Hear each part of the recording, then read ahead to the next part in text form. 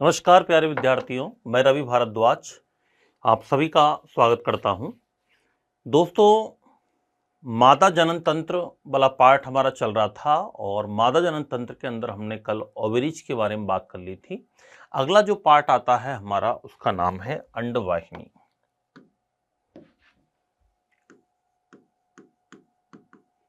अंडवाहिनियां सहायक या द्वितीयक अंग में इनको पढ़ते हैं हम। द्वितीयक अंग, सेकेंडरी ऑर्गन। अंडवाहिनियां जिनको फैलोपियन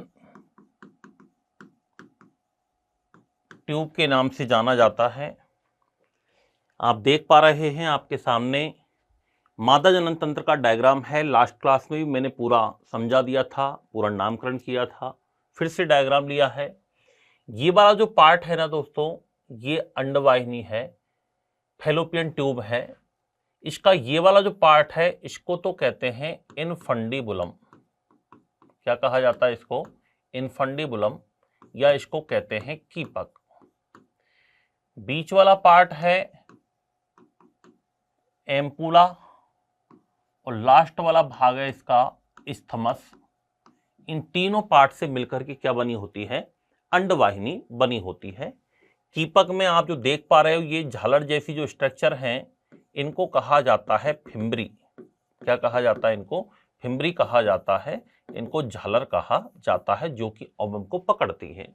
ये अंडाशय हैं, ओवरीज हैं, ये लिगामेंट्स हैं, ये यूट्रस गर्भाशय है, ये योनि वाला पार्ट है। अभी अपन पहले अंडवाहिनी की बात करते हैं, फैलोपियन ट्यूब की बात करते हैं। इसको डिंब वाहिनी के नाम से भी जाना जाता है। किस नाम से जाना जाता है? डिंब वाहिनी के नाम से भी इसको जाना जाता है।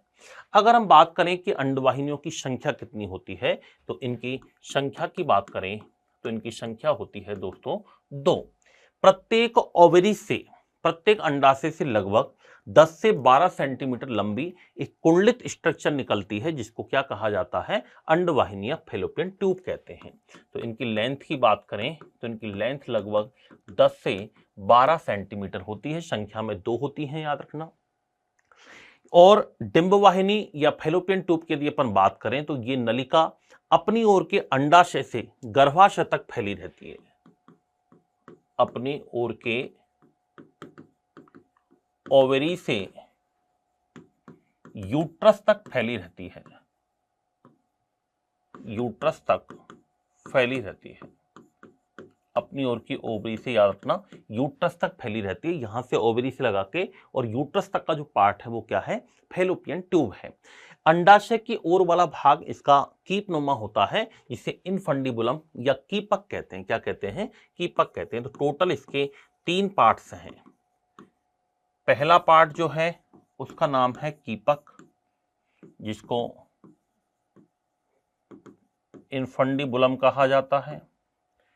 दूसरा पार्ट है तुम्बिका, जिसको एम्पूला कहते हैं। और तीसरा पार्ट है दोस्तों इसका, जिसको इस्थमस के नाम से भी जाना जाता है। सबसे पहला पार्ट जो है इसका वो है कीपक, या जिसको इनफंडीबुलम कहते हैं। क्या कहते हैं इसको? इनफंडीबुलम के नाम से जाना जाता है। कीपनुमा स्ट्रक्चर में होता है। कैसा होता है? कीपनुमा स्ट्रक्चर में होता है। अंडाशय की ओर वाला भाग होता है, ये अंडाशय की ओर वाला भाग होता है। अंडाशय ओवरी की ओर वाला भाग है।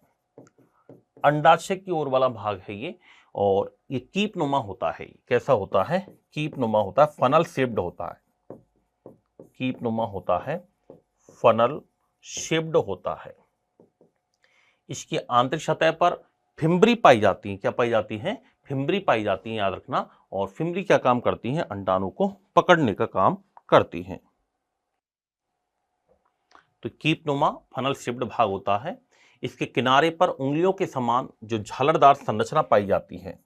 इसके किनारे पर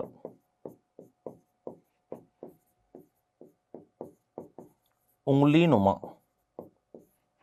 फिंगर शेप्ड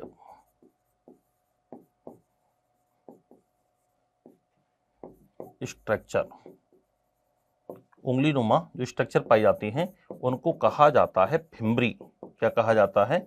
फिम्बरी कहते हैं, या इनको झालर कहा जाता है। ये फिम्बरी क्या काम करती हैं याद रखना, फिम्बरी जो होती हैं वो ओवम को पकड़ करके आगे धकेलने का काम करती हैं। Function of fimbriae,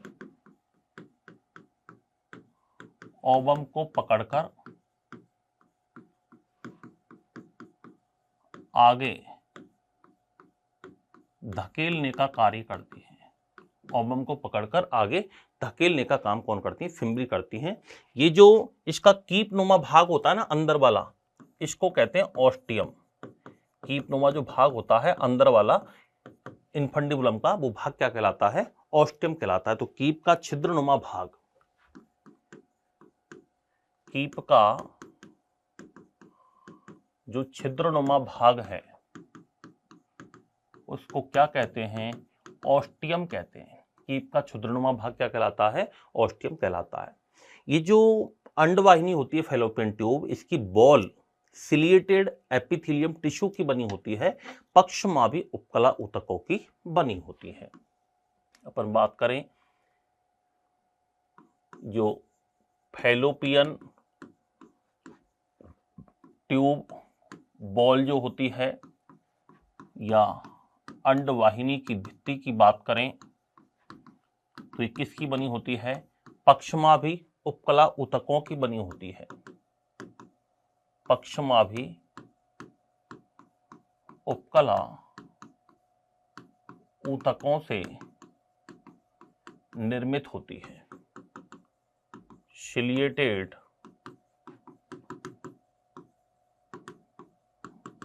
epithelium tissue पक्षमाभी उपकला ऊतकों से मिलकर के बनी होती है।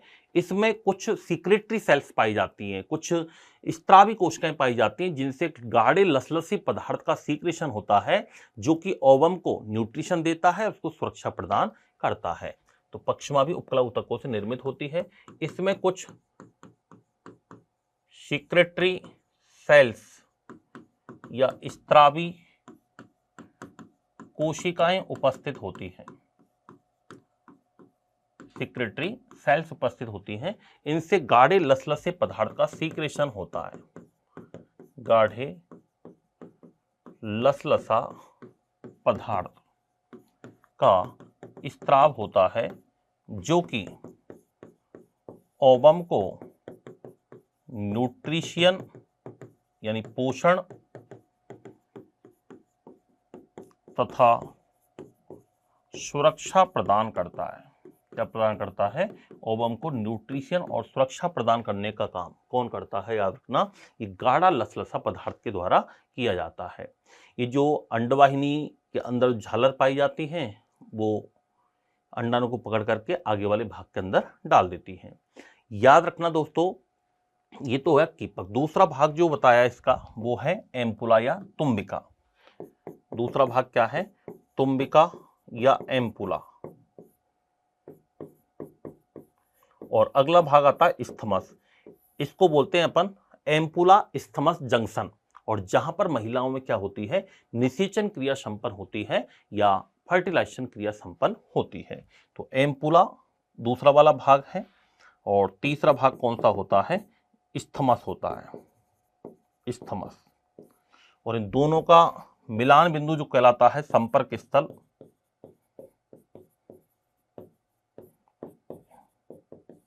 इसको मिड पॉइंट कह सकते हैं, जिसको कहा जाता है ampulla isthmus junction. Ampulla isthmus junction.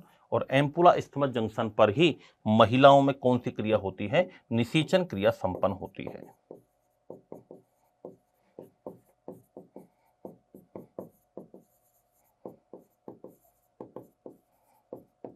Fertilisation संपन्न होता है। तो क्वेश्चन आता है कि महिलाओं में निषेचन क्रिया कहां पर होती है?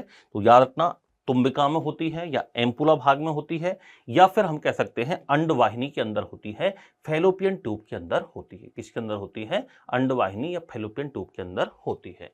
तो ये अपन को अंडवाहिनी वाला पार्ट है, जिसके 3 पार्ट अपन ने किए थे, इन्फंडिबुलम, एम्पुला और इस्थमस। इस्थमस एंड वाला पार्ट होता है जो कि अंडवाहिनी किससे जुड़ी रहती है? गर्भाशय से। इस्थमस के द्वारा जो अंडवाहिनी है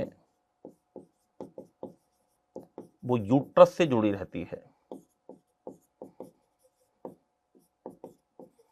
इस्थमस के द्वारा अंडवाहिनी किससे जुड़ी रहती है? यूट्रस से जुड़ी हुई रहती है। अगला जो पार्ट आता है हमारा, वो आता है गर्भाशय। ये भी एक सहायक या द्वितीयक जनन अंग के रूप में जाना जाता है। इसको बच्चेदानी भी कहते हैं, या इसको बुम्ब के नाम से भी जाना जाता है। यूट्रस कह सकते हैं, बच्चेदानी कहा जा सकता है। जैसा कि इसमें हम देख पा रहे हैं, ये वाला पार्ट गर्भाशय का है, यूट्रस का है। ये पूरा पार्ट जो है, ये सारा पार्ट यूट्रस है। इसमें टोटल 3 लेयर पाई जाती हैं। एक तरीके से ये मान लो 3 लेयर मैंने बना दिए यहाँ पर। कौन कौन सी हैं, इनके नाम हम रख देते हैं। सबसे पहली बाहर पेरीमीट्रियम,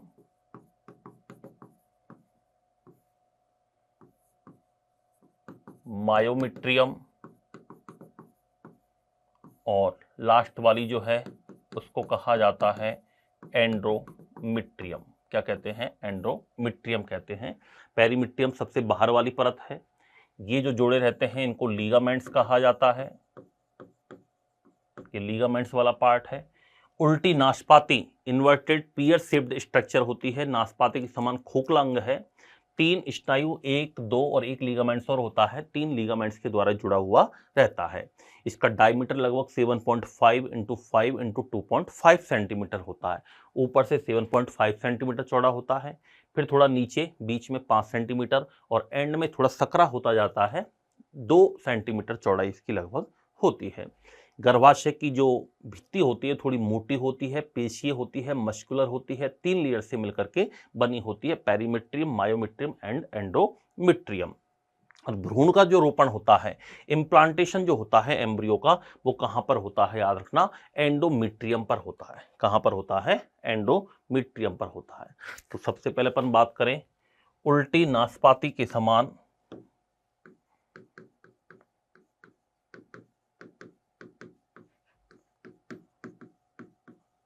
इन्वर्ट पियर शेप्ड, उल्टी नाशपाती के समान खोखला अंग है। याद रखना, पेल्विक रीजन में 3 लीगामेंट्स द्वारा जुड़ा रहता है।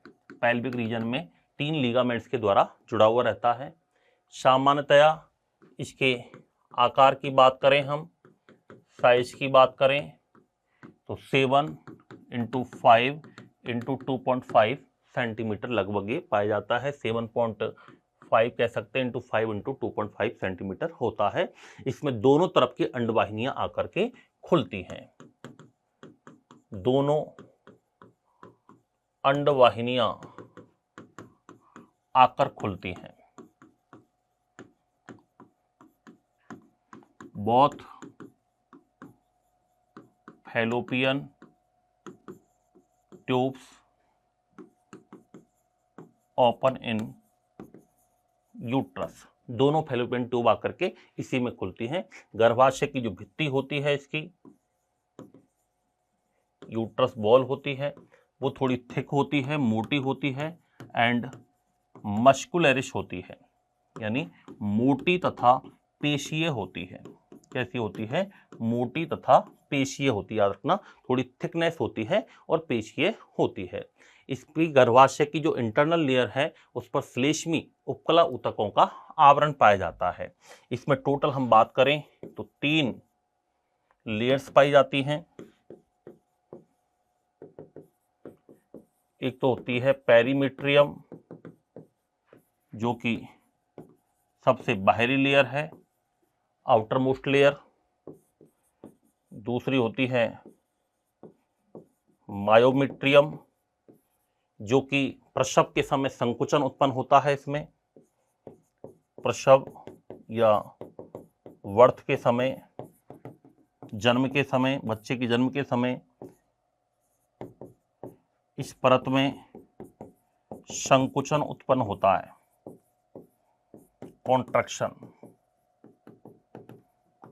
कॉन्ट्रैक्शन उत्पन्न होता है जो कि जन्म में सहायक होती है, बर्थ में सहायक होती है। हालांकि इसमें ऑक्सीटोसिन हार्मोन यहां पर सहायक होता है।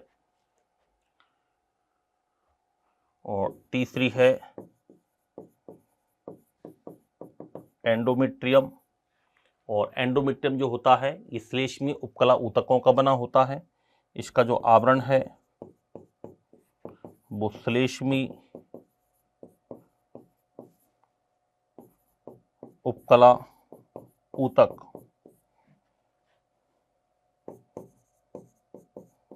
म्यूकोसोमल एपिथेलियम टिश्यू से निर्मित होता है ये। और भ्रूण का रोपण जो होता है वो कहां पर होता है? एंडोमेट्रियम पर ही होता है, याद रखना। भ्रूण का रोपण,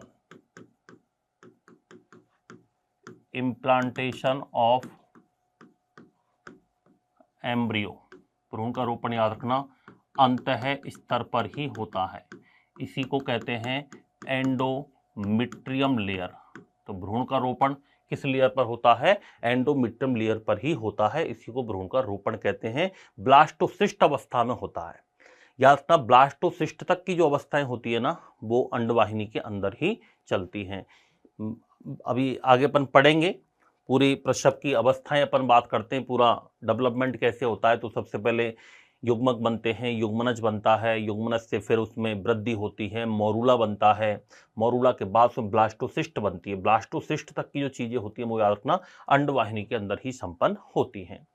गर्भाशय का यदि अपन बात करें कि यूट्रस का जो अपर पार्ट है उसको कहते हैं बॉडी, या इसको कहते हैं यूटेराइन फंडस के नाम से जाना जाता है। ये थोड़ा चौड़ा होता है, याद रखना, और त्रिकोणीय होता है। चौड़ा तथा त्रिकोणीय होता है, वाइड एंड ट्राइएंगुलर होता है। चौड़ा तथा कैसे होता है? थोड़ा सा त्रिकोणीय होता है, याद रखना। इसको काय बोलते हैं। क्या बोलते हैं इसको? काय के नाम से भी जाना जाता है, बॉडी के नाम से जानते हैं। और निचला भाग जो होता है वो थोड़ा सकरा होता है जिसे गर्भाशय ग्रीवा बोलते हैं। और जिसका जो निचला पार्ट है, लोअर पार्ट है इसका, निचला भाग, ये ऊपरी भाग, लोअर पार्ट थोड़ा सा सकरा होता है, नैरो पार्ट होता है ये, जिसको गर्भाशय ग्रीवा बोलते हैं, गर्भाशयी ग्रीवा बोलते हैं। सर्विकल ग्रीवा के नाम से इसको जाना जाता है, सर्विक्स के नाम से इसको जाना जाता है, गर्भाशय ग्रीवा के नाम से इसको जानते हैं। और गर्भाशय ग्रीवा आगे जाकर के एक पतली लचीली पेश की संरचना बनाती है जिसको योनि कहा जाता है, वेजाइना कहा जाता है। जब निषेचन हो जाता है, फर्टिलाइजेशन हो जाता है, तो जो एम्ब्रियो बनता है वो अपरा या प्लेसेंटा के द्वारा गर्भाशय की दीवार से क्या हो जाता है? संलग्न हो जाता है। निषेचन यानी फर्टिलाइजेशन के पश्चात जो एम्ब्रियो है, भ्रूण है, वो एंडोमेट्रियम लेयर पर जाकर जुड़ जाता है। इसी को भ्रूण का रोपण कहते हैं। इसे भ्रूण का रोपण कहते हैं। और भ्रूण का रोपण याद रखना ब्लास्टोसिस्ट अवस्था में होता है, ब्लास्टोसिस्ट अवस्था में होता है, इसे भ्रूण का रोपण कहते हैं। तथा शिशु का विकास भी कहां पर होता है, भ्रूण का विकास भी कहां पर होता है, गर्भाशय में होता है। भ्रूण का विकास, डेवलपमेंट ऑफ एम्ब्रियो कहां पर होता है, यूट्रस में होता है, गर्भाशय में होता है। तो याद रखना फर्टिलाइजेशन, निषेचन अंडवाहिनी में होता है, एम्पुला स्थिमस जंक्शन पर होता है, और भ्रूण का जो डेवलपमेंट होगा वो कहां पर होगा, गर्भाशय के अंदर होगा, यूट्रस के अंदर ही होता है। तो ये बात थी हमारी किसकी, यूट्रस की। इसे बुम्ब या बच्चेदानी के नाम से भी जाना जाता है। तो ये कुछ बातें थी जो हमने यूट्रस के बारे में चर्चा की है। तो यूट्रस और फैलोपियन ट्यूब के बारे में हमने यहाँ पर पढ़ा है। तो ये यूट्रस की इस प्रकार से स्ट्रक्चर होती है। 3 लेयर होती है, पेरीमेट्रियम, मायोमेट्रियम, एंडोमेट्रियम। अंतिम भाग इसका थोड़ा सकरा होता है, इसी को अपन कहते हैं गर्भाशय ग्रीवा, गर्भाशय ग्रीवा। और गर्भाशय ग्रीवा, वेजाइना, ये दोनों मिलकर के बर्थ कैनाल बनाती हैं, जन्म नाल का निर्माण करती हैं। तो चलिए इसके बाद की चर्चा अपन नेक्स्ट क्लास के अंदर करते हैं। Thank you.